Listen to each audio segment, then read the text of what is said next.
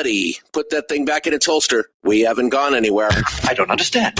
Check out the MichaelDukesShow.com for information on how to get access to the podcast. Welcome to the party, pal.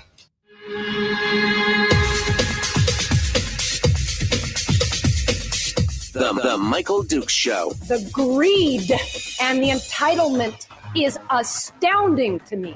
What more could you want from a low-budget radio program? This is a dumpster fire. That was just BS.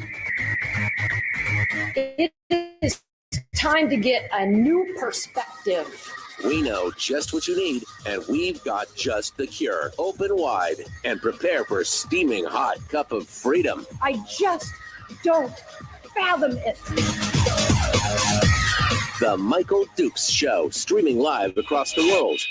Well, happy Tuesday to you, my friends, and welcome to the Michael Dukes Show, broadcasting live across the state of Alaska on this, your favorite radio station and or FM translator, and live around the world on the internet at MichaelDukesShow.com.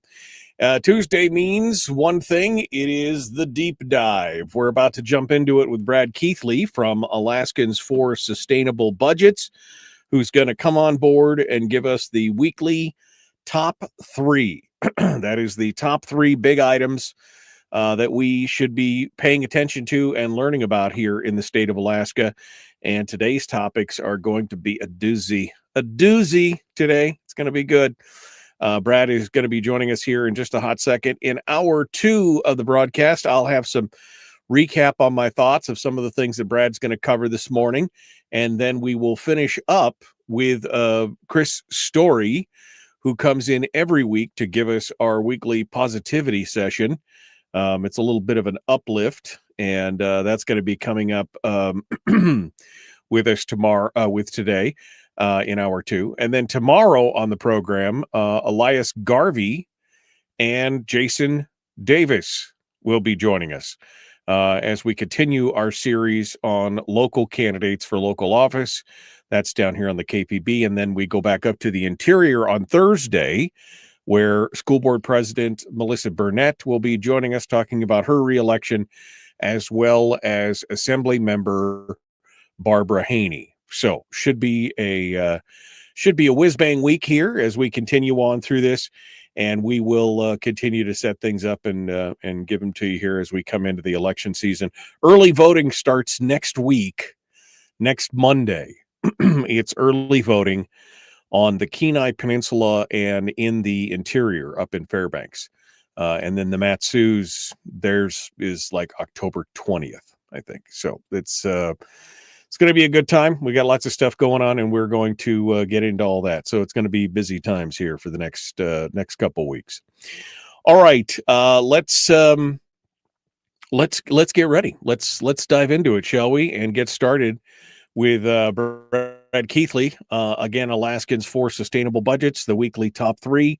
Let's dive in and get started with him, see what he has to say this morning. Good morning, Brad. How are you? Michael, I'm doing great. You look very relaxed this morning. For people on the radio, can't see it, but you look sort of like you're just, you're in the zone. You're just sort of. I mean, yeah, it's today. I'm feeling like I am a little bit in the zone today. It's all good. We're getting rocking and rolling. So I guess it shows sometimes when we feel like we're in the groove. This is what it feels like. This is what the groove feels like.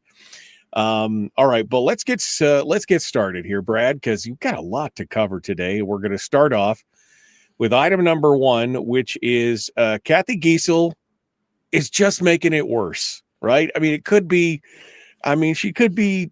she's just making it worse. Hit me with it. So let's set the stage a little bit for Geisel had an editorial in the ADN, an op-ed in the ADN this past week that just, was like fingernails on a chalkboard to me. But let's set the stage a little bit for it.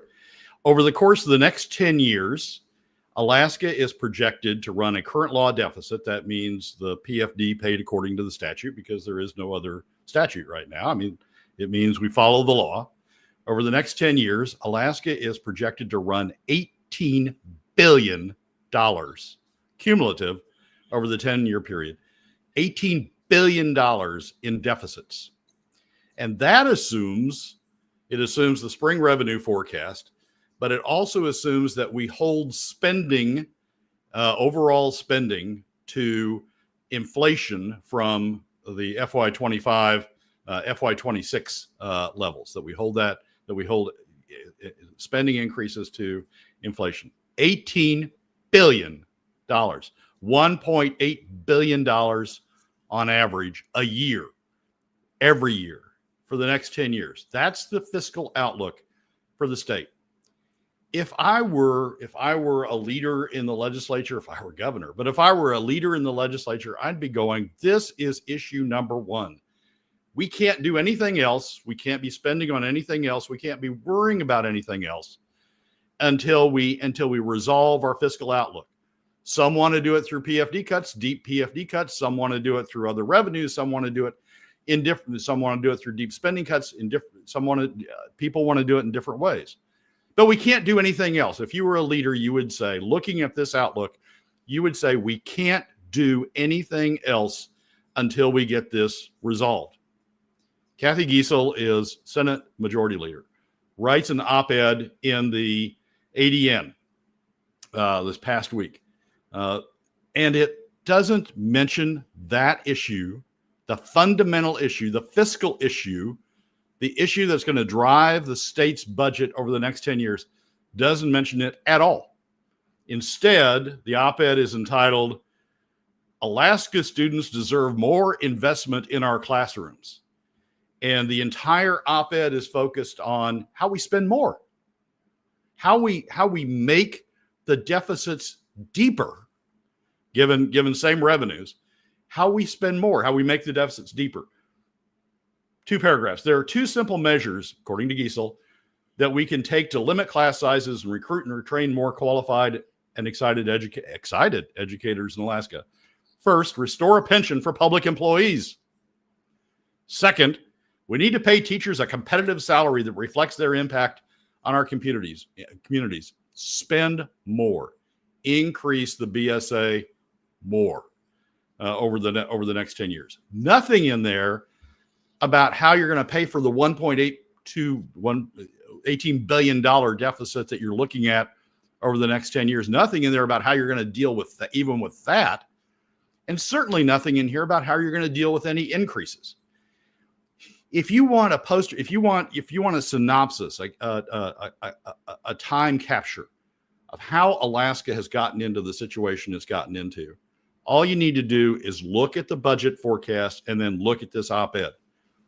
They're just ignoring, legislative leadership is just ignoring the state that Alaska's in, the fiscal situation that Alaska is facing.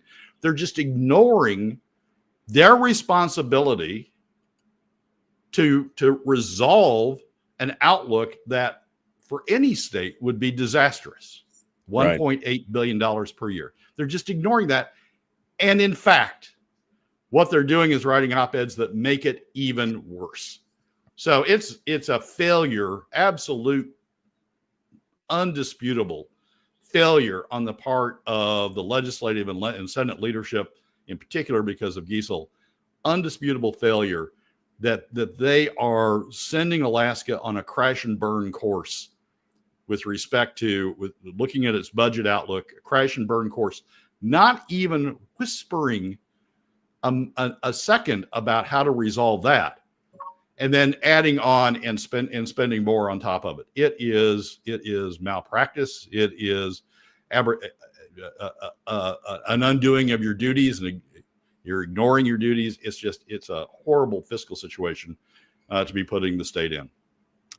I got to say, as I was reading this article, to me, it was just more of the bait and switch argument that we see specifically in this case in regards to education. Again, the headline reads, Alaska students deserve more investment in our classroom. So it's for the kids, right? But in the long run, what does it end up being about? It ends up being about public employee pensions and teacher pay. So it's not money going directly into the classroom. It's not, bolstering policies or new programs or things that they're going to do to try and fix the educational system. So we've got 2 things. We've got the fact that they're completely ignoring the 8 million pound gorilla in the room, which is $1.8 billion a year in deficits. And on top of that, they're not even acknowledging things that would fix the educational problem to begin with. I mean, there might be some argument if you could say this money that we're going to spend is directly going to impact the outcomes, damn the cost. But no, they use the platitudes in the headline, and then everything is about spending more in the state. I mean, at this point, Brad, it's a sickness. It is a sickness, Michael, and it's not. I don't think we legitimately can get to the second issue about what we ought to be doing in the classrooms, where we ought to be directing more money into the classrooms, how we ought to be fixing this. I don't think we can legitimately get to that issue to the extent it involves dollars. I don't think we can legitimately get to that issue until we fix the underlying baseline of where the state's fiscal situation is going. It's irresponsible to be talking about spending more money, even if it's spent well in good ways. It's irresponsible to be talking about spending more money until you've solved the underlying fiscal issue. Because what are we leaving? I mean, yeah, okay, we're going to educate the kids, but what are we leaving these kids after we educate them? We're leaving them deficits that go out to eternity. We're leaving them with a CBR that's been drained so that their generation, the kids we're training, their generation doesn't have the same fiscal generation this generation just used up in the last 10 years. We're leaving them with an empty cookie jar. We're leaving them with an economy where we are punishing the economy by taxing, doing the very thing from a fiscal policy standpoint, cutting PFDs, that has the largest adverse impact on the economy, that takes the most from middle and lower income, 80% of Alaska families. We are leaving the next generation in a horrible fiscal situation while we're talking about, I mean, it is rearranging boats or rearranging deck chairs on the Titanic. We're talking about, we're going to make your education a little bit better. We're going to leave you a trash economy. We're going to leave you a trash fiscal situation. We're going to leave you with an empty cookie jar in terms of the CBR when you run into the same fiscal situation that every other generation's run into. We're going to leave you with nothing in the cookie jar to deal with it, but you're going to have a marginally better education experience because we're going to, according to Geisel, because we're going to pay teachers more and we're going to have a pension for them. It is fundamentally irresponsible to be worrying about any of spending items, good, bad, and different. It's fundamentally irresponsible to be worrying about any additional spending until we've solved the fundamental problem that we have in this state from a fiscal standpoint. Well, and it's not just leaving them with an empty cookie jar, Brad. It's like addictive, compulsive gamblers who, basically leave their kids $200,000 in debt as they pass away and leave that's their legacy, because that's what we'll end up with. We'll end up with kids who are going to be inheriting not just no money in the bank, but that they were going to have to figure out how to pay for all this stuff at $1 billion+ a year in deficits moving forward, because we've had all this nice to have stuff that's come on here. And that's just at an inflation rate of 2.5%. Exactly. So if you just kick that up to 3%, that number goes above $2 billion. I mean, that's how much at the margin we're operating. And of course, that it may not even be the true amount of inflation, because I was looking at some numbers that somebody sent to me the other day, and the true numbers for inflation in Alaska, based on everything that's going on nationwide and tariffs and everything else, I mean, it could be upwards of 4%, 3.5%, 4%.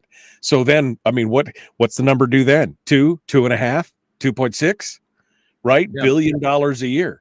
That may be a column. To calculate it at different assumptions about spending growth rates to sort of focus on how big those numbers get very quickly if you just make minor tinkerings in the percent of growth. Well, and I don't think it can be emphasized enough what you just said, and maybe people out there missed it. Again, the $1.8 billion deficit per year for 10 years, or $18 billion over 10 years, assumes the government doesn't increase the budget at all. It's just baseline spending of what we have right now with the automatic with whatever the automatic increase is every year for COLA, inflation, whatever contracting, deals. That's assuming that they flatline the budget.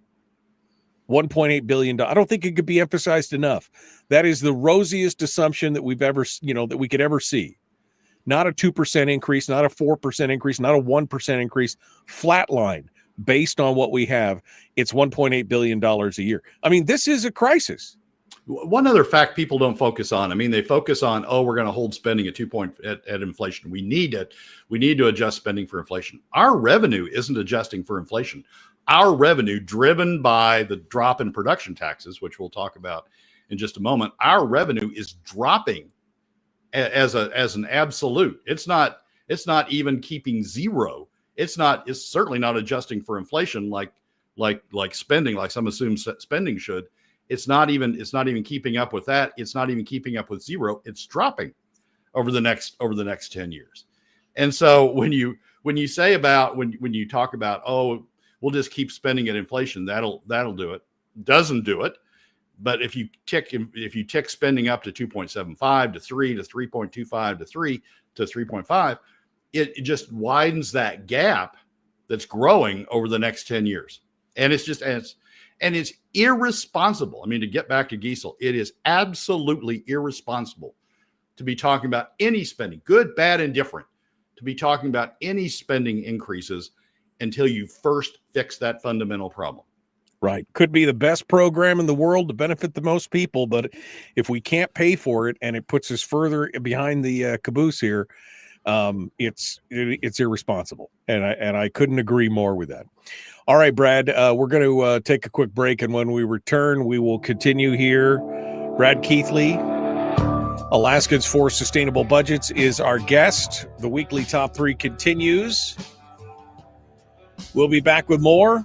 The Michael Duke Show, common sense, liberty-based, free-thinking radio. We'll return with number 2 right after this.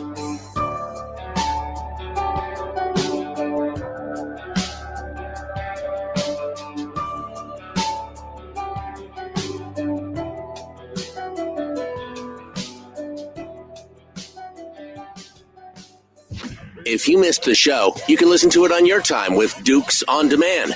Oh, and it's free. Like America used to be. Streaming live every weekday morning on Facebook Live and MichaelDukesShow.com. Okay, we are in the break right now. Brad Keithley, Alaskans for Sustainable Budgets. Willie says, my favorite day of the week, and good morning. Good morning, Willie. Good to see you. Brian says, that's in 2025 dollars, right? Yeah, because it could get worse if we start looking down the road at inflation. It could be worse. Terry says, give me a break. We don't have any money. And then Rick says, they're killing the state in the name of education. I mean, education's just the biggest culprit. But I mean, Brad, this is really it, right? I mean, they are killing the state in the name of spending. That's what it's all about. Yeah, exactly right. I mean, Geisel's pension plan doesn't apply just to education. The pension plan applies to all government employees.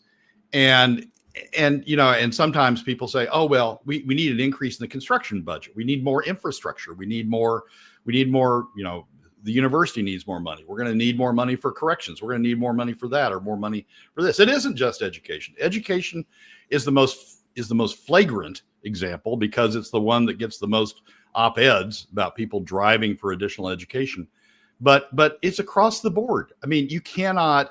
I was reading over the weekend the legislative priorities from the Fairbanks North Star Borough and from the Matsu Borough and from various other boroughs, and it's all about spending. Spend more in this area. Spend more, do more, build more buildings, do this, do that, and all that spending is more than the rate of inflation. And do all that, and that will make our life better. Well, it's making it may make some people's lives better, but it's making it better at the expense of the overall, at driving that deficit number higher and higher and higher. We need to go back to basics. We need to solve where this money, this alleged money, is coming from. We need to truly balance the budget, as opposed to these claims that legislators make at the end of the session. Oh, we balance the budget. You balance the budget through taxes. You balance the budget by pulling from the PFD through taxes on middle and lower income Alaska families. Be honest about it. They aren't. But we need to solve where this situation is going. Some people say, well, we'll just continue PFD cuts. That's how we'll get through this. If you adjust that 2.5% to 3%, you wipe out PFDs, and you're still you're running a deficit. So it's not there. You can't do anything else. You can't do anything else. You can't address construction. You can't address infrastructure. You can't address the university. You can't address anything else until you get your fiscal house in order. No, I mean, if you took all of the PFD that was remaining, I mean, it's only $700 million. You've got a $1.8 billion deficit at a 2.5% inflation rate, which I said earlier. I mean, I'm reading some things that says it could be upwards of 3.5% to 4% in inflation. So, but even at the rosiest assumption, $1.8 billion, it doesn't even cover half of the deficit. Half of the deficit. That's insane. Yeah. Well, we've got to stop this focus on spending. Legislators have got to become responsible and ask themselves, where is the money coming from, before we get any more of these op-eds on, particularly from leadership. I mean, it'd be, you see Zach Fields write this stuff every once in a while. Okay, it's Zach Fields, a backbencher in the House. This is the majority leader of the Senate who's doing this. The responsible body, the body that is looking out for the long terms, looking out for the overall. This is the majority leader of the Senate that's doing this. And there's not a breath. There's not a single breath of where's the money going to come from for all this? Where's the money going to come from to pay for the base deficit that we've got, not to mention, where's the money going to come from for this additional spending? There's not a breath of that in her entire op-ed. No, and I'm reminded of the press conference, the presser that they had last year, where they had Stedman and Geisel and I think Andy Josephson and some other people up there. And they were talking about, well, next year's going to be tough. Next year's going to be tough. And then Stedman's like, but I don't want to focus on that. Well, wait a second. This is the most critical thing for the state of Alaska moving forward, and you don't want to focus on it? I mean, come on. We would just need to focus on right now. That's how we got here, because we just focused on the now and we didn't focus on the future. 5 seconds. Here we go. Jumping back into it. The Michael Duke Show. Common sense, liberty-based, free thinking radio. The Michael Duke Show. Not your daddy. Wait, sorry. Not your daddy? Ooh, not your daddy's talk radio. Whew. I was scared for a second. Thought we were going down. Here's Michael Dukes and the show. All right, we're continuing the weekly top three. Brad Keithley, of course, Alaskans for Sustainable Budgets. You can find him at ak4sb.com, or you can go argue with him over on X or Facebook or wherever you want to argue with him about. This week's number two. All right. So all I want to say is on number two, all I want to say is welcome to the party, pal. We've been talking about this for months, and now all of a sudden everybody's finding religion. All of a sudden, well, Dermot Cole was the first person to talk about this kind of thing. And I'm like, he talked about it 10 days ago. Brad Keithley's been talking about it on this program for months. And that is, of course, 10 years is only the beginning of the problem when we're talking now about oil production. Brad, I guess you're the Copernicus or Galileo of our time, where they wanted to stone you, and now all of a sudden everybody's found religion. Well, yeah, maybe. So the lead in to this, we talked a lot last week about the new study on PICA and what it's telling us about production taxes. And it's telling us that production taxes won't start from PICA, a major field won't start from PICA until 5 years, zero production taxes from PICA until for 5 years down the road, and then 7 years down the road, and then another 5 years where PICA stays on minimums. And it helps explain why over the next 10 years, when you look at the revenue forecast, you see this dive in production taxes over the next 10 years. And you can see that from PICA, which with the delay in production tax startup and then continuation on minimums. There's something else from these studies. There's a study of PICA that we focused on, and then there's also last week, and then there's also a study about Willow that the department, Conoco's Willow field, that the Department of Revenue released. And there's something else from these studies that maybe that is as significant, if not more significant, particularly when you're looking around the long term. You'll recall that when you had Will Stapp on the show, the last time you had Will Stapp on the show, you were asking him about production taxes toward the end of the interview, and Stapp stumbled along something about yeah, there's a problem for the next 10 years. It's on minimums and all that sort of stuff. But wait till we get to the 2035 and wait till we get to the next decade. It's all going to get better because all that stuff's going to be gone. All the problem over the next 10 years is going to be gone. All of a sudden, we're going to have this spike in production taxes. You asked the appropriate question, which is, well, how do we get through the next 10 years with the $1.8 billion in deficit? But setting that aside, Stapp essentially tried to argue that everything's going to be fine beyond that. The studies that have been done by PICA and for Willow are telling us something very interesting. And if you can flip up that chart real quick, I want to talk through this quickly. I'll put it in the Friday column also, but I want to talk about this real quickly. This is, there's been 4 studies done of Willow, one in February 23, one of April 23, one in February 24, and now the most recent in August 25. 2 studies of PICA. These are studies by the Department of Revenue about various revenue sources. This is focusing on production taxes. This chart focuses on production taxes. 2 studies of PICA, one in March of 24 and one of August of 25. And what these numbers are is they are the average annual production tax to be paid from each of these fields.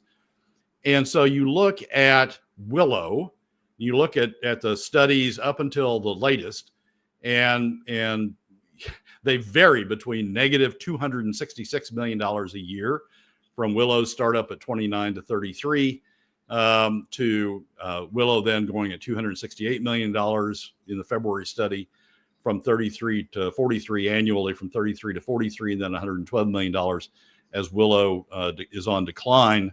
The Willow field's on decline from 43 to 53. The study covers essentially 30 years.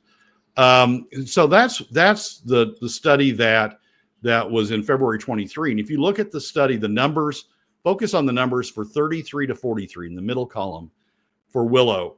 February 23, $268 million a year. April 23, the study, $218 million a year. February 25, $211 million a year. Those are the numbers that Will Stapp has in mind when he was talking. He's saying, look, yeah, it's going to be bad for the next 10 years. Looking at Willow for 29 to 33, very low numbers, negative numbers some years.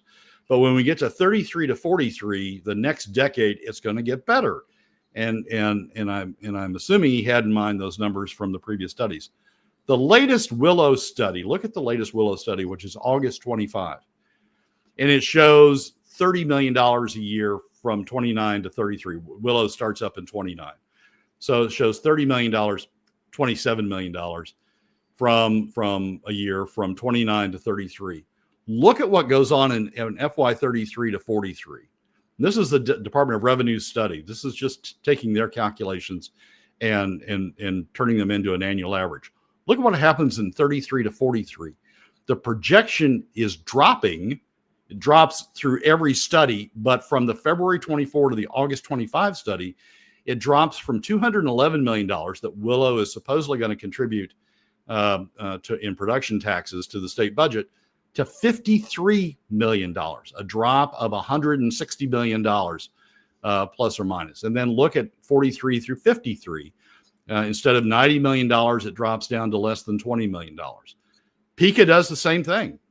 When you look at the FY 33 to 43 average, the middle column, and look at the PICA numbers, the March 24 study said PICA was going to contribute over $100 million in production taxes. Now the new study shows It's $50 million, less than half that. What's going on is as we get closer to field startup and we're seeing the costs of the field come in, the actual costs of the field come in, what we're seeing is it's driving down those total costs, which are a deduction from production taxes. Those costs are starting to drive down the production tax that's going to be realized, significantly drive down the production tax that's going to be realized not only in the initial startup years, FY 29 to 33 in the case of Willow, or FY 27 to 33 in the case of Pika, not only in those startup years, but also in the 10 years beyond that, and also in the 10 years beyond that. And what we're seeing is the problems with SB 21 don't go away, as Will Staff tried to say, don't go away the next 10 years. Yes, they're bad the next 10 years, but they go away. They don't go away. In the decade beyond that, they stay bad. And the revenues being produced by production taxes stay bad. These may be the August 25 numbers may even be high. The reason they may be high is because both Conoco now with Willow and Santos with Pika are talking about additional developments. And what those additional developments will do is create additional credits, additional deductions that will drive even these numbers, the August 25 numbers, down lower by creating additional credits to go against production tax liability in those decades. SB 21 is broken. And it's not only broken for the next decade. We've seen that in the last several revenue forecasts as you've looked at the decade ahead, and you've looked at the drop in production tax revenues over the next decade ahead. SB 21 is not only broken over the next decade, it's broken over the field life of these new fields coming on.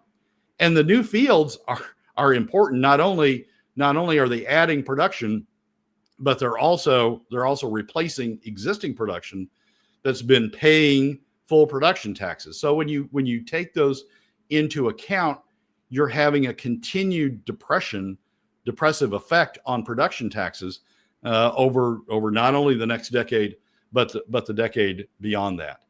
When legislators try to blow smoke at you anymore and say, "Oh yeah, there's a problem over the next 10 years," and somehow they dance around how the hell we're supposed to get through the next 10 years. But not only is there a problem in the next 10 years, there's a problem beyond that as well. Right. And the problem is that SB 21 just doesn't generate Alaska's fair share of the revenues being generated by these projects.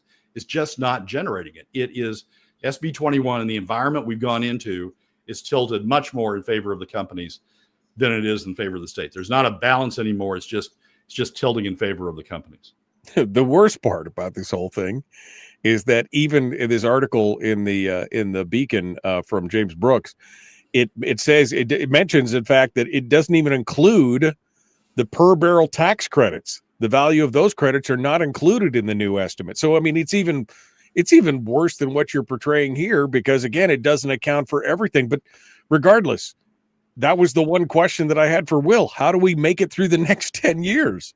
Well, and now the question is much broader than that. The per barrel tax credits, what's going on with Pika, or what's going on with Willow, is that Willow, according to the DOR analysis, Willow is staying on minimums throughout the entire field life now. It never gets off minimums. And the per barrel tax credits only come into play once you get off minimums. They reduce, if you have a tax obligation above the minimum, it starts beating that tax obligation, starts reducing that tax obligation. We never get to the per barrel credits with the Willow field, the way that DOR has analyzed it. We barely, at the tail end of Pika, we barely get above minimums. So we're barely getting into the area where the per barrel tax credits apply. So it's worse because when you get out into that next decade, the per barrel tax credits are at least applying to most of Hilcorp's production from Prudhoe, but but it's not applying to any of this stuff. This stuff is going down just because of the way SB 21's operating before you get to the per barrel credits. Brad Keithley, Alaskans for Sustainable Budgets, the weekly top 3. The picture you paint is just so rosy, Brad. So rosy. It's so exciting. So exciting. We're going to continue here in just a moment. Don't go anywhere. We've got number 3 coming up directly ahead. The Michael Duke Show. Common sense, liberty-based, free-thinking radio. One more segment ahead. Don't lose hope yet. Maybe we'll have some good stuff next. I mean, don't hold your breath, but we'll see. We'll be back. Common sense, liberty-based, free-thinking radio. Brad Keithley, our guest, The Michael Duke Show.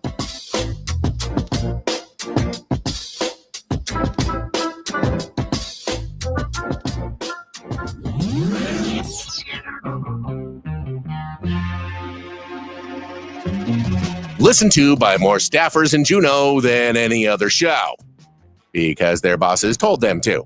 And after what they just heard, oh man, they're going to be pissed. You're a bad, bad man. The Michael Duke Show. You know, I give Brad a hard time about the whole, beat down and everything else, but we got to laugh about it because otherwise we'll cry. I mean, nobody seems to be talking about this, and the average person is not really paying attention to it.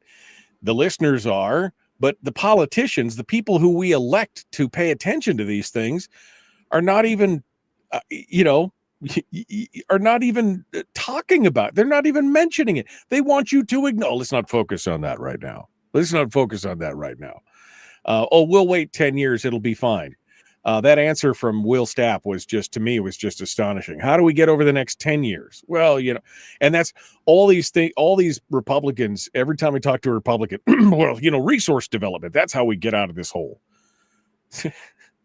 Folks, even if that were true, resource development always has a tail, and the tail is always at minimum 5 years, more like 7 to 10 years. So how do we make it between now and then? Even if that were true, even if resource development was the way out, how do you make it between now and then? That's like saying, I'm going to get that bonus in 10 years. I just got to figure out how to not live on the street for the next 10 years before I get the bonus. Well, and what these numbers are telling you, Michael, is you're not going to get the bonus in 10 years. I mean, somebody's holding that out and saying, "Oh, 10 years, just make it 10 years." We don't have savings anymore. The only way we made it through the last 10 years was by draining savings. We don't have savings anymore to make it through the next 10 years. But those who are holding out and saying, "Just wait 10 years, it'll be fine."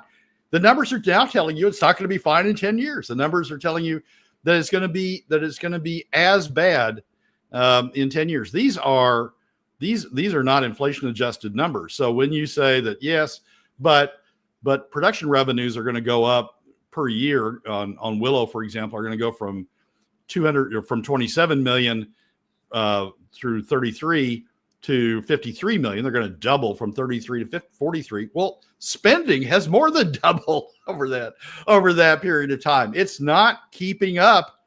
It's not keeping up with where we're heading this state. It's a combination of two things. I mean, Geisel highlights the problem in one by not talking about it. The problem is on the spending side. The problem's also on the revenue side. SB 21 was supposed to increase production. It's done that, and it's supposed to increase production taxes. It's supposed to increase revenues for the state as production went up. Well, production's going up something like projected to go up something like 50% over the next decade. Production taxes are projected to decline by 43% over the next decade. And now we're finding out that even in the decade beyond that, production taxes are going to continue to be on the floor. So we've got to address both, and we've got to have legislators and administrations that step up to it and say, look, this is a problem that we've got to solve. This is a fundamental problem that we've got to solve. Yeah, well, and that's the thing. If you can't even admit it, if you can't even talk about it, there is no solving it. And that's where we're at. I mean, we can't, you've been, I know the Herald is in the chat room talking for years about oil taxes, and you've been talking about how the oil taxes are busted and need to be fixed and need to be addressed, and how the spending also needs to come down. And so now you've got both sides of the aisle, clamoring and clawing at you because we can't possibly cut. And boy, we need that stability that we can't touch that oil tax because the Church of Oil is like, we can't do that. And so you got both sides who are looking at you aghast. But if nobody acknowledges that there's a problem and addresses it, wow, what's it going to look like when the yogurt hits the rotor? You know what I mean? That's going to be a problem. Yeah, it's you cannot legitimately look at these numbers and say we're going to be fine. You just can't. You can't see these numbers and say, yes, we're going to grow our way out of this through increased oil development or increased resource development. The numbers are telling you that, yeah, revenues go up, producer revenues go up, but state revenues aren't. State revenues are going down over the next 10 years, and they aren't recovering in the 10 years. They aren't recovering in the 10 years beyond that. So what's the state supposed to do while this is going on? Yeah. Alex makes a valid point. Seems like mining taxes need to be revised too. Alex, I would agree. I've talked about that for years, that the severance tax and that the minimum tax that they're getting right now on their net profit schemes, but we can't even address the elephant in the room, which is oil.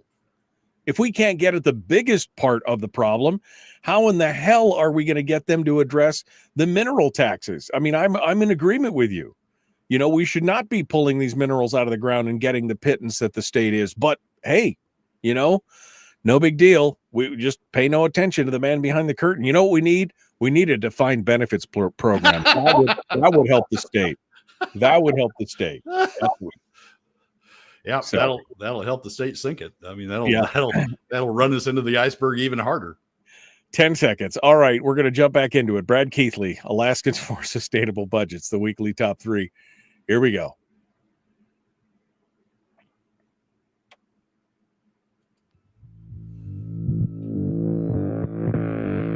Public enema number 1. Oh, wait, sorry. Public enemy number 1, which makes more sense. On the other hand, he's a little bit of a pain in the Michael Duke show. All I know is that I choose the wrong day to stop drinking. That's what I chose. Chose the wrong day to stop drinking. All right. Number 3 of the weekly top 3, Brad Keithley, Alaskans for Sustainable Budgets, is our guest. AK4SB.com is where you find him. Number 3, Brad, is there really progress on AKLNG? We keep hearing about it. We keep hearing a lot of people talking about it. Keep all those Republicans who are all about resource development. Oh, it's getting better. It's getting good. It's getting better. You know what this reminds me of? This reminds me of the victory lap that Bill Walker took when he signed and inked the deals with Japan and China and all these other people. It's just around the corner. Just around the corner. We got more on the AKLNG under Glenfarne. Give it to us. Well, we had a couple of headlines this past week coming out of the worldwide. There's a conference every year called Gas Tech. It's a global gas conference. The LNG industry plays a role in that, and is playing a larger role in it as it goes along. There were a lot of agreements signed during Gas Tech. A couple of agreements related to Alaska. One was an agreement between Glenfarne and JERA, a Japanese electric company. The headline James Brooks wrote was Japanese electric company signs tentative agreement for gas from Trans-Alaska Pipeline project, a gas project. The second was a headline, developer proposed Trans-Alaska gas pipeline signs deal with South Korean steel company. Both big headlines and both about, deals being signed at Gas Tech. The one with JERA was for the sale of LNG. The one with the Korean steel company, South Korean steel company, was both for potential purchase of pipe for the LNG line and the sale of LNG to the project. Big headlines, and they made a lot of buzz at Gas Tech. I had friends who texted me or who direct messaged me and said, "Oh, things must be going on in Alaska." The combined all of the deals, the deal with the Thailand oil company, the Taiwanese company, the Taiwanese LNG purchase, the Japanese purchase, the Korean purchase, all these combined aren't half yet of the total capacity of the LNG line. And for the LNG line to make economic sense, it needs to be full, not just half full, not just 75% full, not 80% full. It needs to be full to drive the unit cost down and make it competitive. So these are headlines that indicate some progress on the sales side, on selling the potential sales of LNG. All of the deals that have been announced thus far, none of them are firm. All of them are contingent on a wide variety of things. Most qualify as letters of interest, which means, if this happens and that happens and the other thing happens, maybe we'll negotiate a firm deal at some point. And to combine, they don't add up to or barely over half of the capacity of the LNG line. So they aren't filling up the line yet. There may be more to come. But here's the deal, and here's what all of those deals are waiting on, and here's what those who are following this line from Gas Tech and from elsewhere, this is what they're really waiting on. They're really waiting on the updated cost estimate. To be competitive, Alaska LNG has to enter the market at a competitive price. And whether it's at and the extent to which it's at a competitive price is determined by its costs. We can have all the volume in the world, but if the costs are substantially high, that per unit cost is going to be too much, and it's not going to be it's not going to be marketable in the world market. Costs are determined by two things: the cost of the pipeline and the cost of the gas supply. The project doesn't have any gas supply yet, but everybody assumes it'll enter into the gas supply at some point, and the gas supply will be about $1, which is the general assumption in most of the economics. May not be. But the cost of the pipeline is going to be a substantial part of determining whether it's competitive. All of the analyses that we see being done thus far are still predicated on the old decade-old projection of a $44 billion cost to build the pipeline. All of the components that are necessary to get the pipeline up to the volumes that it needs to be able to be competitive internationally, to deliver the volumes it needs to deliver internationally. But that $44 billion estimate is a decade old. And so everybody's sitting there, everybody who follows this stuff is sitting there going, all right, there needs to be a new cost estimate. You can't go to FID. You're not going to get financing. You're not going to get people to sign firm contracts based on a decade old cost estimate. When are we going to get the new cost estimate?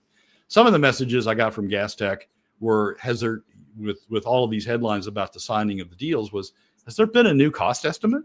Are these based on the new cost estimate? Are these actually live deals? Right. Do people know what they're doing? And the answer is no. We haven't seen a new cost estimate. There hasn't been a new cost estimate made public. There's no estimate. There's no reference to new cost estimates in either of the press releases that Glenfarne issued around these deals. And so we haven't seen the new cost estimate. And until we see the new cost estimate, a qualifying cost estimate that meets the standards of going to FID, until we see a new cost estimate, all of this stuff is just pie in the sky. Most of it, most of the comments are, well, okay, so they're trying to satisfy Trump. They're trying to make it appear that we're making progress on the Alaska LNG project without actually committing to anything, so that in the tariff negotiations that are going on, that the companies or the countries can say, yes, we're working on this. But everybody's sitting around waiting on the new cost estimate, and that's the headline that's going to be the important headline. That's the one that's going to tell us whether any of this stuff really makes sense and whether we're actually making progress. And we haven't seen it. And I'll remind you again that original cost estimate of $44 billion is 10 years old. Tell me what hasn't gone up in price. with steel and everything, with the tariffs and all the other things, COVID and everything. Tell me one thing that hasn't gone up at least 15 to 20% in price in the last 10 years, right? I mean, it's you just can't say that this is not. It would not be a surprise if this was a $60 billion project. Oh, or more. I mean, usually when you've got old cost estimates, you can say, well, productivity gains. There's been productivity gains. We're doing things smarter and better since that last cost estimate, and so we know, and so those are going to offset the cost of inflation. That productivity will get more bang for the buck out of the dollars we're spending. But that's not the case with the LNG pipeline, because most of the cost is in kit, is in pipe, is in steel, is in tangible things that have gone up significantly in price over the last 10 years. So, and there's really been no great productivity gains that have occurred in the LNG industry. Nobody's figured out how to make LNG cheaper, how to limit the amount of kit you need in the liquefaction plant. No one's figured out how to make the kit that's needed to extract CO2 up on the slope from the Prudhoe supply. From the Prudhoe supply. Nobody's figured out how to make a new process that makes that cheaper. So there's the usual offset you have in old cost projections when you update them is, yes, everything's gone up, but productivity gains have decreased the cost. We don't see any of that here. We don't see any of the productivity gains. So all of the pressure on the cost is pushing it up. And until we get a cost estimate, and legislators who are going out saying, "Oh yeah, we're close, we'll get all these deals," until you see a cost estimate, you can't say that. And some people say, "Well, it's financing," and the government's going to finance it. Well, yeah, but they're financing the cost, the real cost. And unless the federal government is prepared to just write off a bunch of money in financing this pipeline and then not charging for all of the costs, it really doesn't matter that you're getting financing. What matters is the cost itself. And until we see an updated cost study, we're not going to be anywhere down the road on this. Where do you think it's coming? I mean, do you think it's going to be the next year? Are we going to see a cost? I mean, who knows what's going to happen here, right? I mean, this is, again, more pie in the sky. We're going to have to do this during the break because I got some questions for Brad real quick. But we're out of time for now. We got more coming up. Brad Keithley, Alaskans for Sustainable Budgets in the weekly top 3. Thank you, Brad, for coming on board. Michael, as always, thanks for having me. All right, folks, we got to go. We will see you guys in hour 2. Don't go anywhere.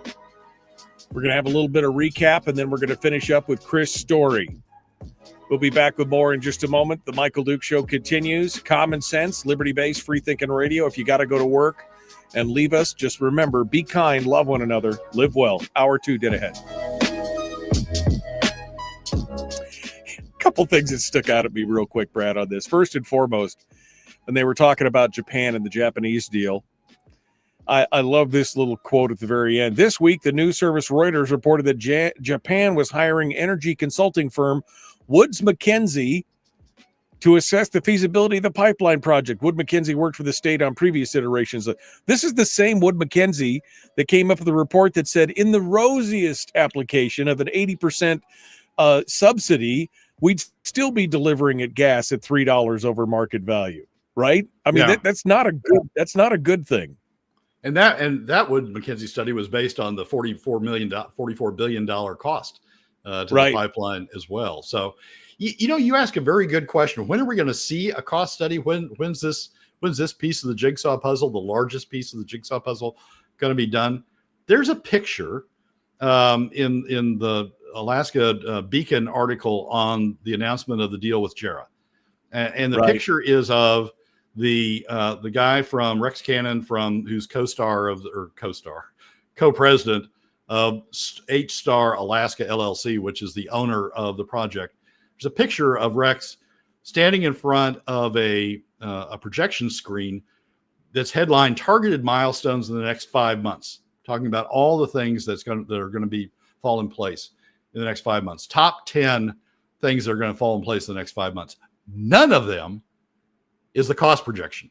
Right. I'm so glad you brought it up, because I looked at that and I went, no cost projection. And the one thing that's glaringly otherwise missing from this is finding investors, right? Finding a way to pay for it.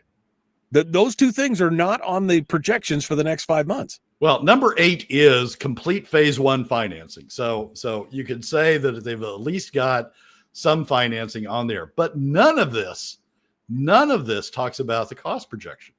And without the cost projection, I mean, when I talked to my friends at Gas Tech and they said, oh, we got all these announcements, you guys must have a new cost projection. You must be really making progress. We don't have a cost projection. And we don't have an updated cost projection. And the response was, well, how can they be announcing these deals if you don't have an updated cost projection?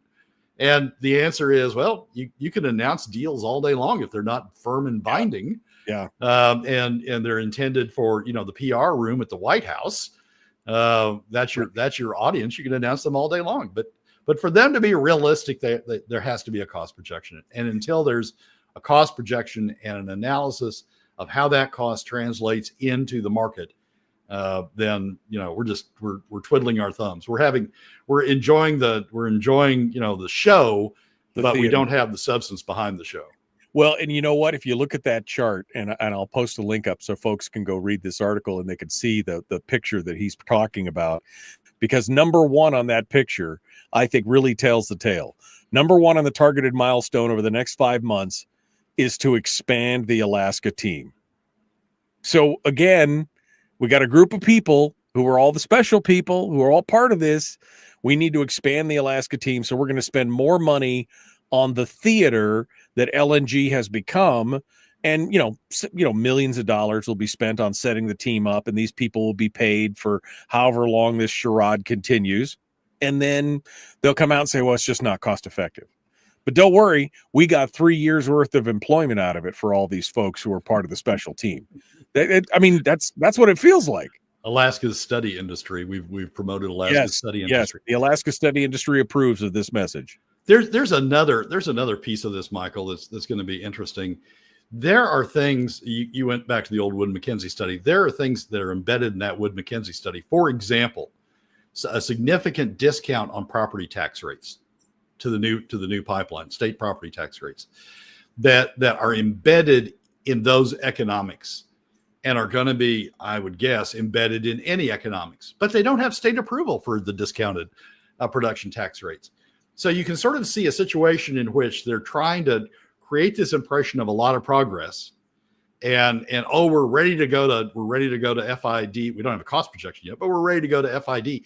But the state needs to give concessions on these things, like property tax rates, needs to give concessions on these things in order to make it work. And I can just see sort of this flood of press and this flood of discussion, this flood of built up excitement, all of a sudden hitting the legislature next session with a package that says, we need all this stuff out of you in order to make this work. Right. Which again makes that 10-year forecast and things that we talked about earlier even less rosy than what we have right now, because that's not even factored into those things. Brad, I just feel like this is performative theater at this point. That's what I feel like. I feel like this is all just performative. Somebody saw an opportunity. They're going to glom money from the state, millions of dollars, and they may be trying their best, but in the long run, it doesn't hurt them because, well, we got paid. And if that project doesn't work out, we'll move on to something else. Meanwhile, Alaska's built their hopes and dreams around it, right? And all the politicians are, it's going to be great. And there's no realism in these things. And next week we may be talking about, they finally released a cost projection and the cost projection is going to be competitive. And so all this stuff makes sense. But until you have that cost projection, don't get your hopes up. Don't start, betting on this thing being delivered until you have that cost projection. And that's where we sit right now. All right, Brad, final thoughts here. We got about 45 seconds. Our leadership is leaving a lot to be desired. I mean, you go from Geisel's op-ed that talks about we need to spend more, but without talking about how we pay for even what we've already got on the books, much less spending more. Then you go to the second segment and talk about where we are with production taxes, and the production taxes are going down, even though we have legislators saying, Just get us through the next 10 years. It'll all be fine. Now we're finding out it's not going to be fine even after the next 10 years. And now now talking about LNG without having a cost projection out there. Our leadership is not serving us well, Michael. And it's going to be a heck of a governor's race when we talk about a new leader. Brad Keithley, thank you, my friend. Appreciate it. Thank you for coming on board. As always, All thanks right, for having me. folks, we're out of time. We got to go. The Michael Duke Show, common sense, liberty-based, free thinking radio.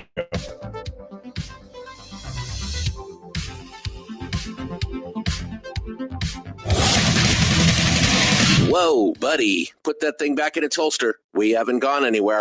I don't understand. Check out the MichaelDukesShow.com for information on how to get access to the podcast. Welcome to the party, pal.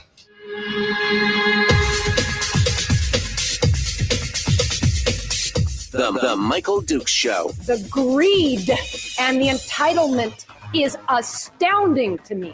What more could you want from a low-budget radio program? This is a dumpster fire. That was just BS. It is time to get a new perspective. We know just what you need, and we've got just the cure. Open wide and prepare for a steaming hot cup of freedom. I just don't fathom it. The Michael Dukes Show. Streaming live across the world. Live around the world on the internet at michaeldukeshow.com and across the state of Alaska on this, your favorite radio station and or FM translator. Hello, my friends. Welcome back to the program. Tuesday edition of the Big Radio Show. I'm a little bit depressed after coming on with Brad and finishing up with his thoughts on the weekly top three. Folks, you know, I just don't know even what to say anymore.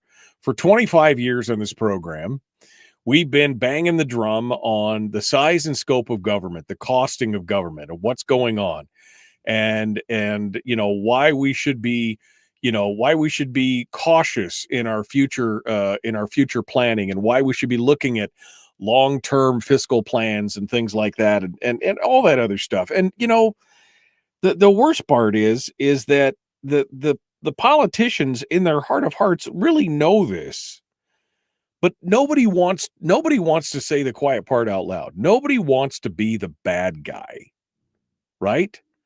Nobody wants to be the bad guy and say, well, the gravy train is over.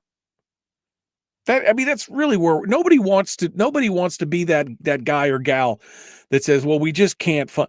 And so it's like they've doubled down and now they're all in. This article from Kathy Geisel, which Brad talked about during his weekly. If you missed Brad, you can go back and listen to it on the podcast because it really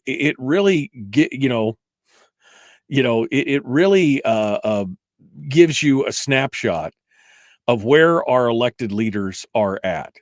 When Senator Kathy Geisel, who is a member of leadership, who supposedly has, our best interests at heart, writes an op-ed that says Alaska students deserve more investment in our classrooms. And while that headline sounds great, and it's like, oh, we really care about the kids. Oh, we really want the kids to be able to get, but when you look at the two simple things that she says can do that, it equates to essentially propping up the educational industry, the educational complex, because her first thing, two simple measures we can take to limit class sizes and recruit and retain more qualified and excited educators in Alaska. First, restore a public pension for public employees. Now, they have a retirement plan.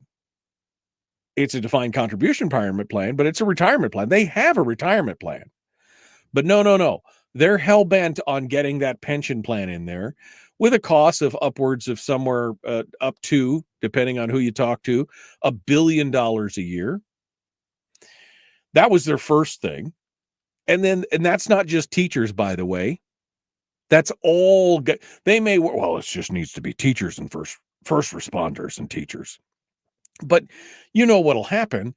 There'll be some kind of equity cry, and somebody will take it to court, and then the courts will say, well, if you offer it to one employee, you've got to offer it to all employees, and it'll be every state employee will be on some kind of some kind of defined benefits pension, if that's the case, if something like this were to go through. And again, $1 billion, we already have $1.5 billion plus 1.8 billion, $1 a year deficit. And you want to add to that every year. And then we need to pay teachers a competitive salary that reflects their impact on the communities. And then they talk about the override, the veto override of the BSA and everything else. And we need to get more of that money out there. Again, telegraphing where they're coming in this next session, which will be for more on the BSA with no plan, no policies or anything else to change the outcomes of what we have. So again, it's a disingenuous headline that Alaska students deserve more investment in our classroom, because it's not what the headline should read is the education industry and government employees deserve more investment in our government. That's essentially what the article says inside of it, regardless of what the headline says. That's where we're at right now. And then we've got this thing, again, going back to the 10-year forecast, where all of a sudden, or the not 10-year forecast, but the Hill Corp and the new estimates that are coming out about the Willow and Topeka projects. Because again, we've had legislators on this program who have sat here and talked with me, who have said to my face, when I brought this up, that the first 10 years of these projects, because they keep touting these projects as if this reminds me of the old bumper sticker that said, God, please grant us another Prudhoe Bay. We promise not to piss this one away. Right? There used to be a bump. Remember you've been around Alaska for a while. You've seen that bumper sticker, right? Please grant us another boom. We promise not to piss this one away. And that's the way these people are acting, that all these new projects, which are already convoluted enough because they're on state and federal land, not just state land. But now they're coming out and finally realizing the thing that Brad has been talking about on this program for months. I had to laugh. Dermot Cole was the first noted the decline on his website 10 days ago. Again, Brad has been talking about this for months, that these projects are not going to be the Hail Mary that everybody seems to think they are. And see, it still doesn't fix the baseline problem. Even if they were all true, even if the hopes and dreams were there, and even if this was the savior moment that they keep saying that it's going to be, well, when these new fields come online, man, it's going to be great. It's that will save us. The problem is it doesn't save us from it doesn't save us from the overall problem, which is the amount of money that we're spending on our state. The baseline problem is still there. And that's just it's devastating that we can't get anybody to pay attention to or even acknowledge it. I mean, like we said before, the governor's 10-year forecast has been there. It comes out, twice a year, and we knew this was coming. And nobody wants to address it. And I'm so, I'll be honest, I am so sick of the pat Republican answer when I said, how do we fix the size and scope of government? I mean, how do you cut $1.8 billion a year out of the budget without submarining the whole thing, right? How do you do that? And the answer is not, well, we should live within our means. There's a few that have said something similar to that. But then they all circle back around to, oh, we just need more resource development. That's what we need. I am all for resource development. 100%. I am all for it. The problem is that resource development takes an incredible amount of time to see to fruition. Those project timelines are in the, well, I mean, like I said earlier, I think 5 years is probably the shortest time frame I've ever seen. Most of the time it's 7 to 10 years. And so the same question that I asked to Will Stapp was, how do we survive, even if although now we're finding out that the project is not going to be as, lucrative and profitable in the state's not. I mean, the state's going to get what, 20, 30, $50 million, which again, every dollar is great.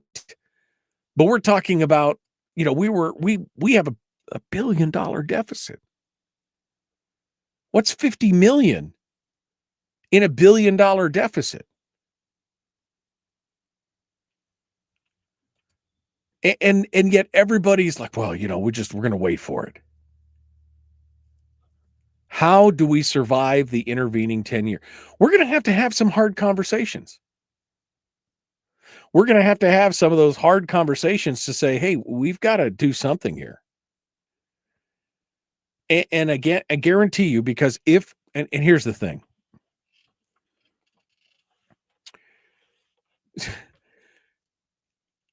If some politician, if some elected, candidate for governor or whatever, if they are not willing to at least have the conversation about the revenues, and I'm talking about some form of taxation, it's going to be thrust upon us. If I were running for elected office, I would be out there saying, here's the thing, we're going to have taxes unless we choose another way.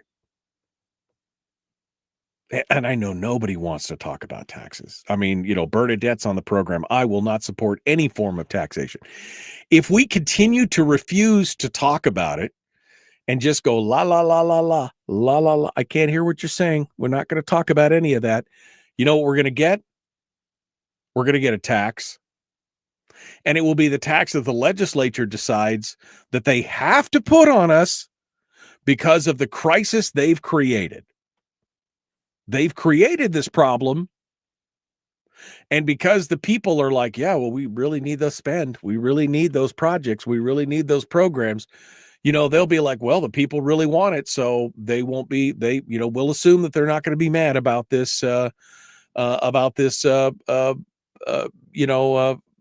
that we're about to throw on them. I mean, this is where we're at. If you can't come up with a fiscal plan that tells me how because I believe we need to cut the $1.8 billion deficit. I believe we need to pare back to where we're at parity and we're at a balanced budget. But even as hungry as I am to see that stuff happen immediately, I understand that you can't cut that much out of a single budget without there being some serious. We didn't get here in one fell swoop. We may have to take some baby steps to get there, right? But in the meanwhile, we still have to live. We still have to get there. And how do we do it? And nobody's talking about it. Nobody's talking about it. And then this whole performative thing with the Alaska LNG. It's more of the same. It's piped. We are being sold a fantasy. We're being sold a fantasy that somehow we don't have to cut or tax our way to a balanced budget, and we're also being and that the Pica and these new oil projects will save the day. They will save us from ourselves. That's the story we're being sold on the one side. On the other side, we're being sold the story of AKLNG. Look at all we did. I mean, it's gonna go. It's gonna be there. And yet we have no cost estimates. We have no investors lining up to jump in on this. And we have these pie crust promises from Japan and Korea, Taiwan and Thailand and everybody else. The funniest quote on this article talking about the New Deal that they just inked with South Korea. Glenn Farn released a statement saying that the agreement includes terms for POSCO to buy 1 million pounds of liquefied natural gas per year from the pipeline, comma, if built. If built. Again, it's an agreement. It's more of like, okay, if you build it, we'll talk. But they act like this is a deal inked in steel, right? They act like, well, look at this. We've got 12 billion of our 20 billion, 12 million of our 20 million tons of natural gas. We're great. If built. Just put if built on the end of every one of their statements and see how it holds up. And people are so busy living their lives and dealing with stuff and things and the national scene and everything else that they're just not paying attention to this. They read the headline that says, oh, yeah, that gas line will be here next year, 2 years from now, about 3 years tops. And their politicians say, well, this will be the thing that'll save you. And nobody is asking the salient question of, okay, well, how much does it cost and how do we pay for it? Or nobody's looking at the budget to say it's 10 years of $1.5 billion a year, 18 billion in deficits over the next 10 years. How do we pay for it? How do we make that work? Just think about this. The $1,000 dividend that we're going to get this year, here in just a couple weeks, right? The dividend comes out. Probably our last dividend. I've gone on record at saying that I believe this will be the last dividend we receive. $1,000 a person, it's like $700 million. Okay. We have a $1.8 billion deficit. Let's just say hypothetically that they decide that the only way they can do that is one, take the rest of the PFD. So now you're down to $1.2 billion in deficit. And now let's just say they decided that they just need to tax you to pay for that.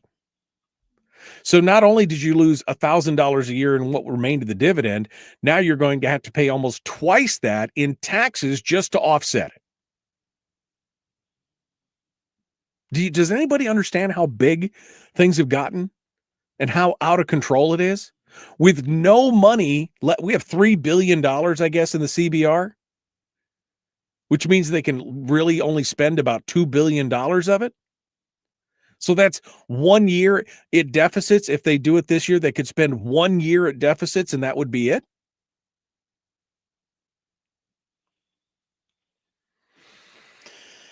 I don't think anybody really is paying attention and understands that the average person just doesn't understand the danger that we're in right now.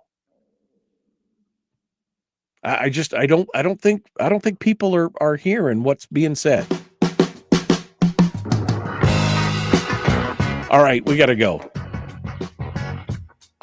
The Michael Duke Show, common sense, liberty-based, free thinking radio. We'll be back with more. And we'll return in a moment, right after this.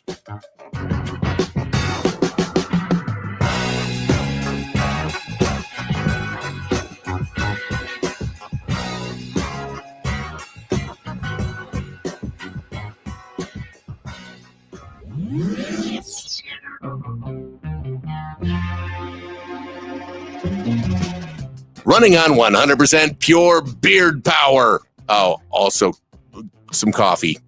We dip our beard in coffee. Ha, nice beard. The Michael Duke Show.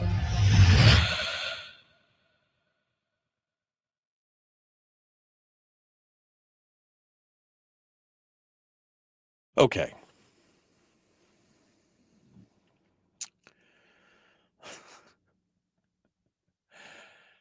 Willie says, remind me again how many hundreds of millions Dunleavy's carbon tax recapture is going to put into our budget. Have we seen $1 of that yet? Have we seen it? Yeah. Yeah. Yeah.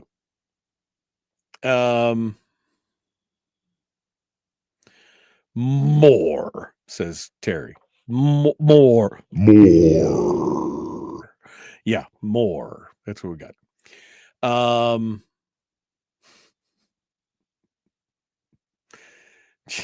Get depressed all over again, says Brian. Jeez. Yeah. Yeah. Michael Dukes, I love your show. You're absolutely right. Well, thank you. I appreciate it. The legislature says Charlie is counting on tapping the corpus of the permanent fund. I mean, I think that's their ultimate end goal, because then nobody has to be the bad guy. Nobody has to pull back on any of that. So, I mean, that is definitely one ace in their pocket. That's one whole card that they're counting on.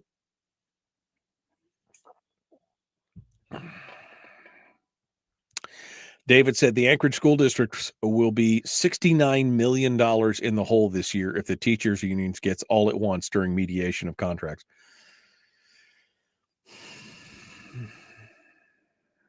And they bring it on themselves.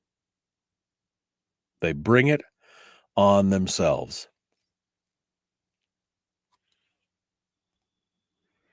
Doge the state government, starting with the NGOs and their ROI, then go to the university system. Yeah, I mean, that's part of Bernadette's issue, is we Doge it and then we zero-base budget it, which I think both would go a long way. But again, $1.8 billion. How do we, I mean, we're 1.8, we're talking about, nearly a third of the budget. How do you, as a household, how would you survive with having to cut 1/3 of your household budget? As a business, how would you survive having to cut 1/3 of your household budget? Again, is it doable in a single year? I don't think it is, but maybe you have a different answer than I do. David also says, with the current legislature, I don't see anything really changing the state's budget and its reduction. The special interests hold us hostage. Not sure if and when that will ever change. It's been 6 days since Bernadette Wilson announced her choice for Mike Shower for lieutenant governor, and so far as I know, it is yet to be announced on this platform. I mentioned it the next morning. Brian. Maybe it was we were doing something with somebody else at the time, but we did mention that Mike Shower had been signed on as a lieutenant governor candidate for Bernadette, and I'm all for it. And I'm hoping that one, he would hold her accountable, be a counterbalance to hold her accountable for the words that she said, especially on budgets and things like that. And number two, as lieutenant governor, I think he would be great. Because he would be in there to be able to clean out the division of elections, which is something that he was passionate about to begin with. So we did mention it, but, it's been busy since that happened last Tuesday. And so it's, it's a thing. Yeah, because it was the next day that Charlie Kirk was assassinated. So. All right. We're coming up on the break, or coming up out of the break, I guess I should say. We will continue the Michael Duke Show, common sense, liberty-based, free-thinking radio. We're going to continue with this discussion, and we'll talk about the educational component of it as well, because a new story coming out of KTVF and KTUU. Interesting stuff about what's happening there in Fairbanks as well. So we'll continue that in just a moment. Like, share, subscribe, ring the bell, do all the YouTube and Facebook things. Do all that right now. Here we go.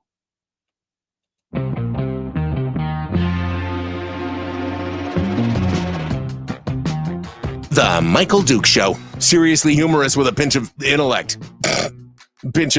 Sorry. That is humorous. Here's Michael Dukes. Okay. think I've irritated myself I've irritated myself to the point of frustration. All right, so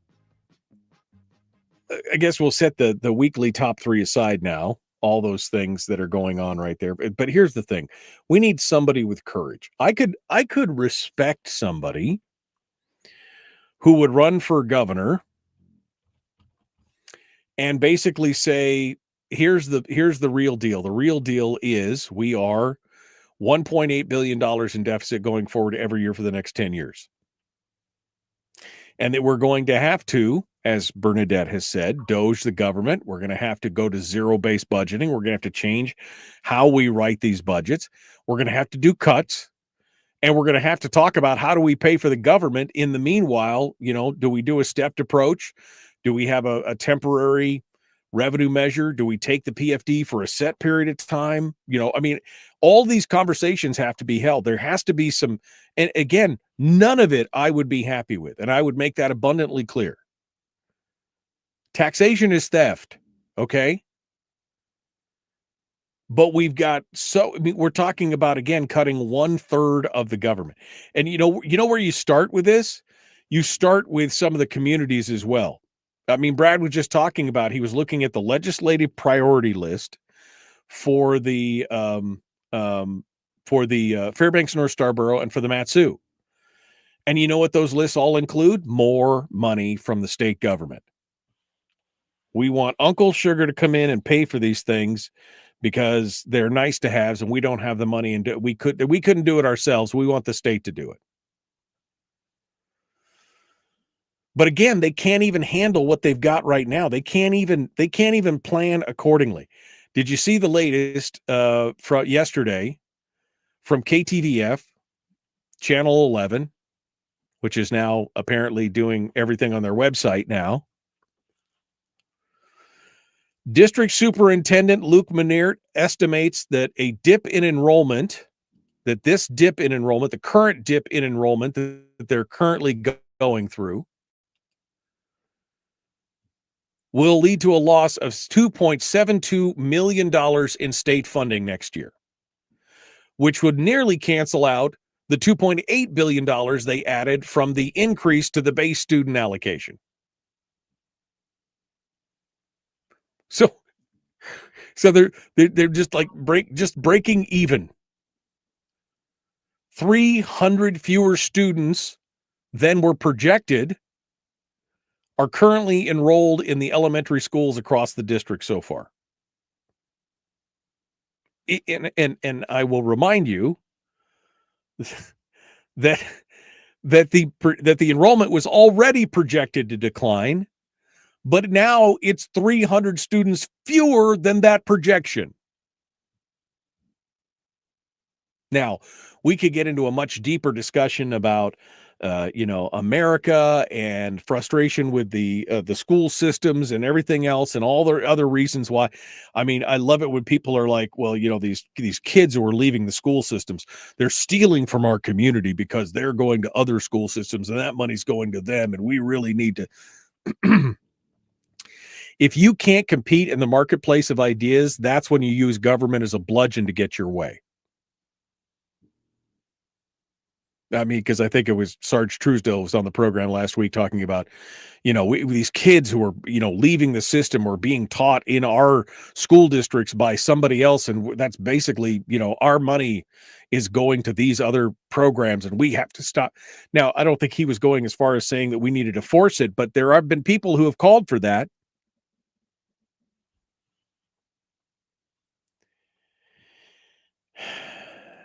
And this is part of the problem. They had another dip in enrollment. It's basically going to cancel out and leave them even from this BSA increase, which will cause even more clamor. Oh, we'll need even more money now. From the $700 BSA increase, that's all wiped out.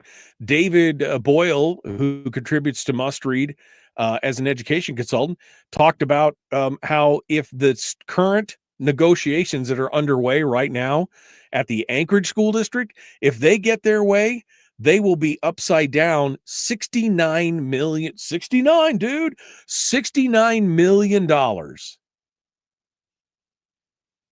this coming year if they agree to the new teacher contracts on top of everything else.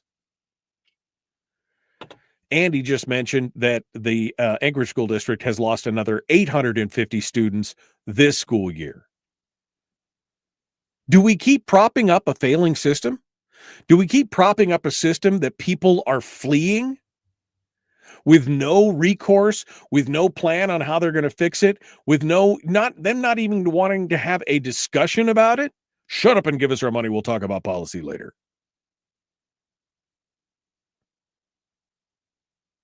I mean, it's do we continue to benefit? Do we continue to reward the behavior of these school districts where people are fleeing the districts more and more, taking more and more kids out, and they, of course, then need more and more money to prop up the failing system with fewer students instead of living within their means? I mean, guys.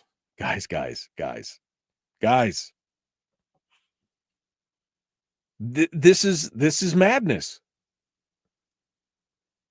We need to be paying attention in our local elections, and we need to be voting. We need to be voting these people off the island, right? We need to be voting these same people who are just doing we need to write the best case scenario budgets. That's the budget we write. If the state gives us, just write us a wish list budget that we just assume that the state's going to give us everything we want. And then when we don't get it, we can cry how shortfalled we are and how upside down and how the state is screwing us and everything else, instead of writing a worst case scenario budget saying, well, this is what we think, but we can't do that. And you know what's going to lead to? It's going to lead to more students leaving the school system. And now with the whole thing with Charlie Kirk and the backlash and all that other kind of stuff and everything, dude, it is going to be brutal. Because people are now they're being activated. Now people are waking up. Now people who heretofore would have been just kind of middle of the road are incensed by some of the things. And one of their punching bags, I'm sure, is going to be the public education system and the lack, the things that are going on. And as more and more things came out, we've seen all these teachers who are teaching our kids and these stories about, kids who are cheering for the death of Kirk and all this other kind of stuff. I mean, the people are going to really be rethinking what's going on. They're really going to be thinking about what's going on. Do I really want to send my kids back into that?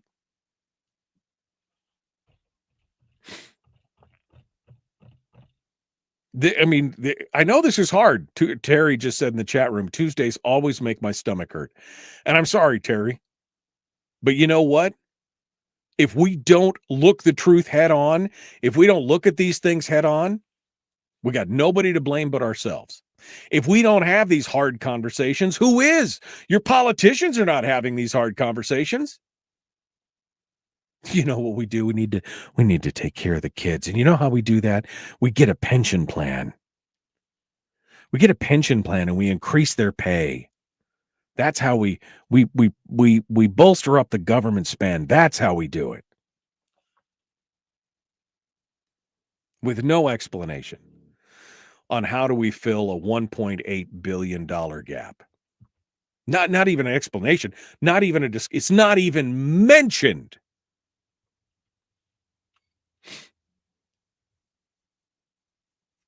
What are you going to do? I know what I'm going to do. I'm going to take a deep, soothing breath. Graz Fruba. Right? We're going to talk with Chris Story. That's what I'm going to do. I'm going to talk with Chris Story. We'll be back here in just a moment. Don't go anywhere. The Michael Duke Show. Common sense, liberty-based, free-thinking radio. Chris Story up next.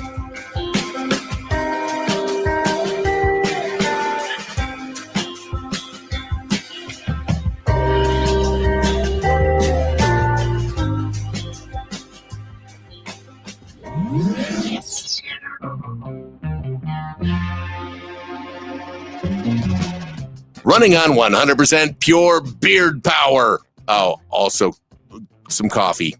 We dip our beard in coffee. Ha, nice beard. The Michael Duke Show.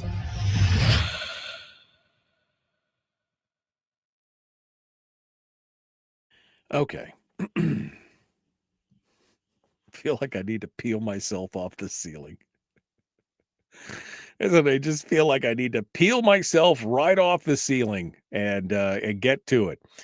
All right, let's continue here. Chris Story is going to be joining us in just the hot microsecond here. So let me get things set up for Chris, and then we'll see what he has to say in just a second. Please make sure you like and share and do all that kind of stuff. Let me go over here. Nope, wrong one. How about this one? There we go. Got the right one. Let's bring Chris Story on the program. He's muted himself, and I unmuted him. Hey, look at that. Good morning, my friend. How are you? Chris Story. I unmuted him, and he's not answering. Let me put him back on mute, and then let me unmute him again. Chris, can you hear me? Hello, Chris. Hello? Okay, well, we'll wait for him to see if he's going to come back to I suppose I should set my phone up just in case. I don't do this usually because it's is a problem. But let me get this going on. Let me get that going. Okay, we got that. Let me Chris can hear me, but I can't hear you. Well, that's weird. Hold on a second. Chris can hear me. Let me just check this out real quick. Brad worked fine. Chris, you may want to check your mic input on your StreamYard there, Chris, to make sure that check your input, not the mute. Check the input, the little wheel down at the bottom there, the little gear wheel, and make sure that your input is coming from the Rodecaster Rodecaster. So make sure it's there. Or if that looks like it's all fine, disconnect and reconnect. We'll try this again. And we'll see what you have to say. So Chris just dropped off, and we'll see if we can get him. If not, we'll call him on the telephone, just like the old days. Check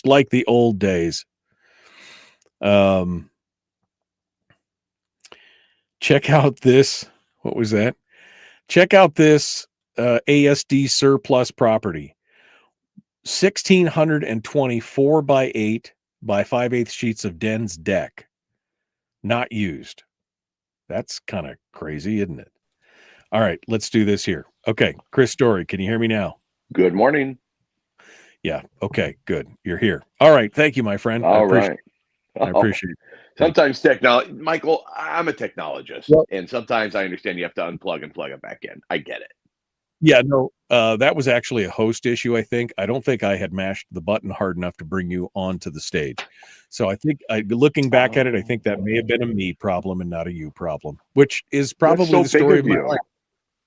Yeah, it is big of me. But I love how you waggled Brad in my face. Well, Brad got it right. Well, no, I was just trying to say that in a troubleshooting, if you're doing like a troubleshooting guide, if you know it works in one way, it should work in another kind of thing. That's what I was trying to say.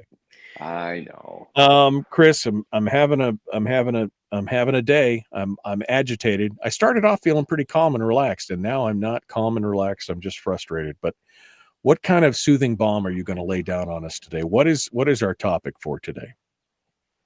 The high seas of life.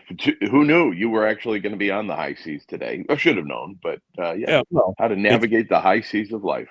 It's Tuesday. There's a reason why I schedule you after having Brad on the program, because I know usually I'm going to be, right. You know that I'm going to be agitated by the time the whole thing's done, and I'm going to need that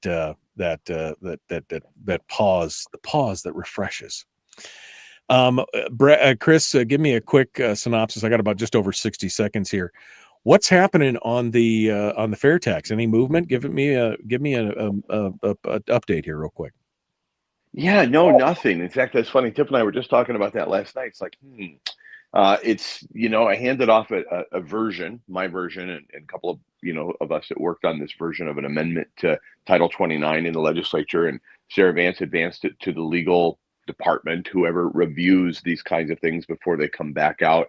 And she would be able to then, do what she wishes with it. It's got to go through this test, apparently, this legal test. And that's where it sits. And so I'm not sure. I did have a disconcerting conversation with a friend in Anchorage who's a commercial real estate expert, and he crunched numbers and the way it looks to him, boy, it's not. I'm approaching this from a philosophical standpoint. He was approaching it from a pure numbers fiscal. This is what's going to happen to Anchorage if this passes, like the loss of revenue. And so I need to have a deeper conversation because I was hoping to inculcate him to help sell this in Anchorage and help get people on board with it. So I still need to do a little bit of work with him and kind of test all this. Anyway, here we go. Let's do it. Nowhere.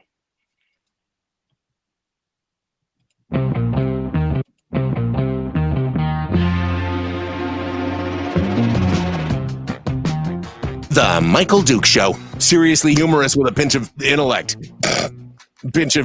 Sorry. That is humorous. Here's Michael Dukes. All right. Welcome back.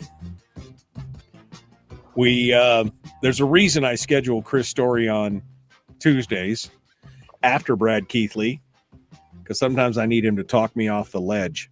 That's not literally, no, I shouldn't even say that. I was going to say my old standby about suicide, but I'm not going to. Chris Story joins us to give us a little bit of a life coaching lesson, some uplift, some positivity. Today, he's going to talk about the high seas of life. The high seas of life. Chris Story, hello, my friend. What's it say that you have an old standby for that? That's crazy. It's like one of those my things. Old standby. The old standby was, I considered suicide, but then I thought everybody around me is the problem. Maybe that's the fix. You know what I mean? I just, one of those things where it's like, I'm not depressed. I'm agitated. And that's the thing. I just get so agitated. Anyway, high seas of life. Well, I think I can help. So I want to share a quick story. There's an author called Sahil Bloom, and he wrote a book called The 5 Types of Wealth. And he tells this cool story.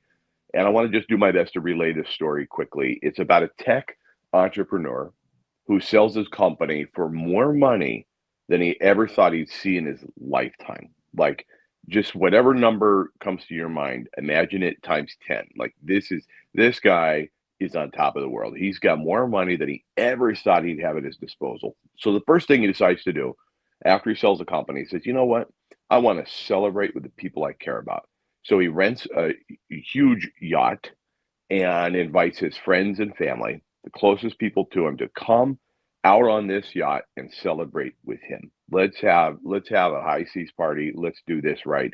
So he's waiting there, and you can imagine probably with the fake captain's hat and the blue blazer and the white pants and the deck shoes. You can just see him waiting at the dock at the edge of this boat for all of his guests and family to come and just really celebrate with him. And as he greets one of his oldest friends, his friend takes off his sunglasses in slow motion and looks to the yacht next door at the slip next to him and sees this yacht even bigger and more luxurious. And he goes, wow, I wonder whose that one is. That's amazing. And in that moment, this tech wealthy guy went from wealthy to poor, suddenly realizing there will always be a bigger boat. There will never be enough. If you measure your happiness or your success, or you're using the metric by which you determine your own contentment or fulfillment in life against somebody else's version or their results, you'll always come up empty. You'll always come up short. You'll always come up with a little bit less than somebody else. And so then the question is, what is enough?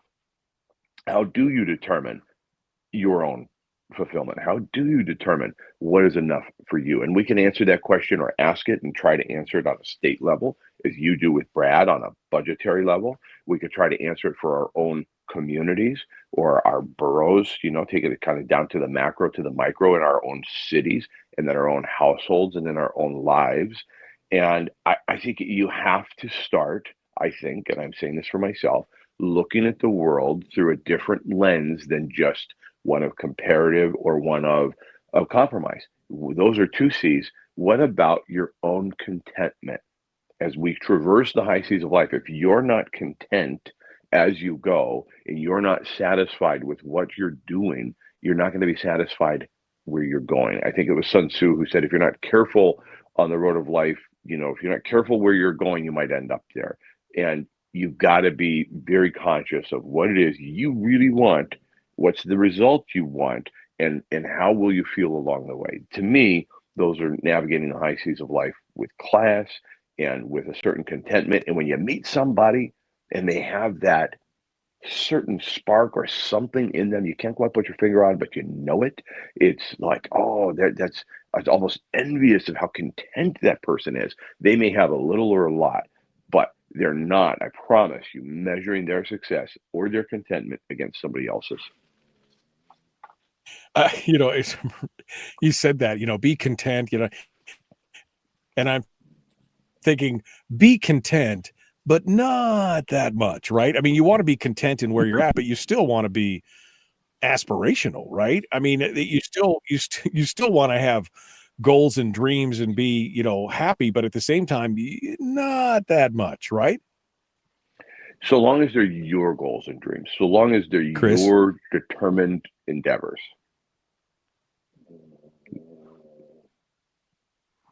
Okay. But I mean, I see your point though. I have never been one to look at somebody else and go, I'm less because they're more, right? I've never looked at things like that.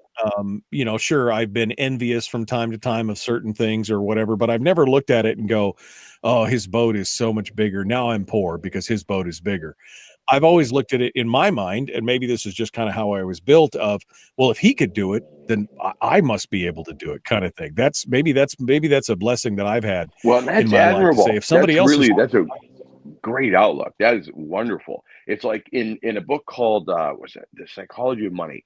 Morgan Housel, he writes about moving the goalpost, and many of us do this, and it's not just financially, but we move the goalpost. Well, when I get this, I'll be happy. When I have this, I'll be happy. Once I take that trip, once I do this, and as long as you keep moving the goalpost, and not that you want to be underachieving what you can do, it's a matter of not moving the goalpost beyond to a point where you never feel contentment. You never feel that satisfaction of enjoying the journey. Even if you're always aiming somewhere new, great. So long as it's your destination of choice and you're content along the way and you're actually enjoying the ride. In my view, moving the goalpost is, well, I can't really enjoy this until I get that. And then once you get it close to there or you get there, either asking the question, is this it?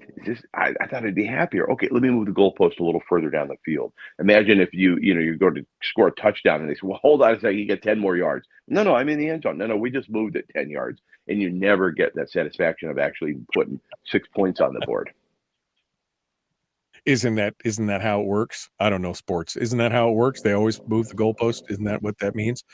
But you're right. I mean, we've got to look at these things and understand that we have to be content. And I think this goes back to what you and I have talked about in the past of enjoying the journey. Maybe you've got a destination that's way far down the road, but you've got to be content in and enjoy the process of getting there as well. Is that part of this? Yeah, and investing in relationships along the way. When you look at the longevity, the people that the communities, the areas that have the highest the expectation of life and longevity is these blue zones around the world, if you will, that where people live well into their 80s, 90s, and even early hundreds and are still active. They have community at the center. So who you have in your life and who will determine who you become. And so it isn't measured on wealth beyond a certain point. Obviously, they're not, starving to death in those areas, and they're not suffering with famine. So it's just when you just get beyond enough, then it starts to become who you have in your life and who you're becoming are interrelated. Who you have when your health is failing, who you have when your wealth is failing, who you have when you're celebrating, and or when you need somebody to lean against. As cheesy as it sounds, who you've got is going to determine the quality of your life far greater than what you've got. So take me back to the high seas. My high seas of life. I've seen the boat. I've felt diminished because somebody else has a bigger boat than me. Maybe people can take that to heart and see that. How do you come out of that doldrum here? We got about 2.5 minutes. I think just taking the old tape measure. If you're not content and this resonates at all, take the old tape measure and pitch it and grab something new. You could call it, the wheel of life, and start focusing on your health, who you've got in your life and who you're becoming. Wealth, meaning your income. Make sure you got enough. Make sure that you're growing every aspect of your financial life and investing for prosperity into the future, which is the amount of money you'll have going forward without working, i.e. retirement, whatever that looks like for you. Giving where you can to whom you can as often as you can, making sure that you're multiplying those efforts, because that just feels good and it always comes back. Reciprocity is a law of nature. Having adventure, even if it's just where you are, where you've got. If you can't get to Spain and hike a particular trail that your friends did this year, then do something where you are with what you've got. Have adventure and keep the faith. Understand that there is something greater at work here than just you. Have faith and know that you come from something amazing. And I want to be clear, you're not just talking about, because Tim says, I think the goalpost shouldn't be based on the material. You're not just talking about material things. You're not just talking about material health, wealth, or satisfaction. You're talking about in all things, right? That's a piece of it. Absolutely. In all things in life, after you have a certain amount, more won't make you happier necessarily. Once you've got enough and you're in a good place financially and you're not starving, you're not in a financial famine, then more won't necessarily increase your happiness. That's a scientific fact. Yeah. Well, Chris Story, the man, I was going to say something snarky, but I think we're going to leave it at that because that's a good word. It's a good word to leave us on. Chris Story, you can find him at ilovehomeralaska.com, author of a plethora of books. He's got a podcast, a radio show. He's a potter. He's a realtor. He's an all-around good dude. Chris Story, again, ilovehomeralaska.com. Chris, thanks so much for coming out and sharing with us today. We appreciate it. My pleasure. Thank you, Michael. All right, folks, tomorrow on the program, we've got more coming up, including Elias Garvey and Jason Davis. It's kind of a South Peninsula centric show tomorrow. Be kind, love one another, live well. Okay. Chris didn't stick around with us, which is fine. We can deal with that. All right, my friends. I wish I had answers for you as to how we fix this whole mess, this madness that we're dealing with in the state government and everything. I don't have an answer other than we need to face things head on. Head on. And I wish I could give you more clarity on that. What we should be looking for is people who can focus on that. All right, we're going to go. See you guys. Have a great day.